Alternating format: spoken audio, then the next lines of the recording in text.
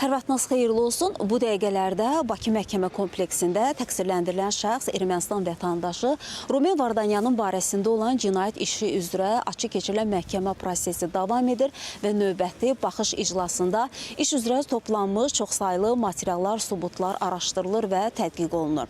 Həmin materiallarda, sübutlarda, faktlarda Ermənistan Azərbaycana qarşı apardığı təcavüzkar müharibə və işğalçılıq siyasəti, eyni zamanda bu təcavüzkar müharibəni həyata keçirməkdən ötürü yaradılmış cinayətkar birliyin ölkəmizə və xalqımıza qarşı törətdiyi çoxsaylı cinayət əməlləri bir daha təsdiqini tapır. Hansı ki, Ruben Vardanyan da həmin cinayətkar birliyə 44 günlük vətən müharibəsindən sonraki dövrdə qoşulmuşdu.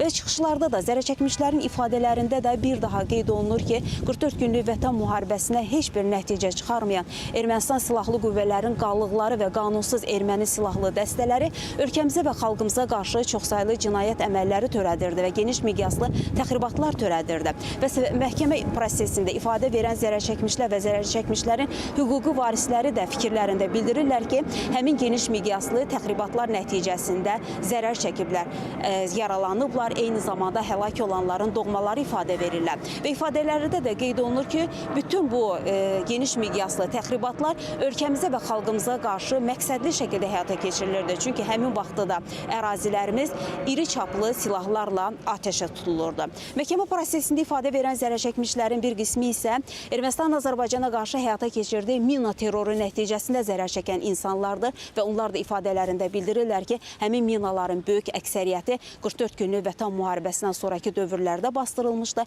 və eyni zamanda da böyük əksəriyyəti Ermənistan istehsalı olan minalardır.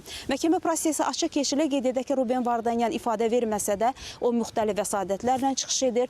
Onun özü, eyni zamanda onun hüquqlarını müdafiə edən vəkili müxtəlif vəsadətlər təqdim edir məhkəməyə və təbii ki, qanun çərçivəsində olan vəsadətlər də təmin olunur. Qeyd edək ki, Ruben Vardanyanın hüquqlarını dövlət hesabına, özünün istəyinə uyğun olaraq dövlət hesabına ona təyin olunmuş yeni vəkili müdafiə edir. Bir neçə iclas bundan əvvəl isə Ruben Vardanyan özünün seçdiyi vəkilindən imtina etmişdi. Eyni zamanda Ruben Vardanyan fikirlərini və eyni zamanda vəsadətlərini rus dilində təqdim edir, fikirlərini rus dilində çatdırır. Bunun üçün də məhkəmədə ona rus dilində 2 tərcüməçi ayrılıb.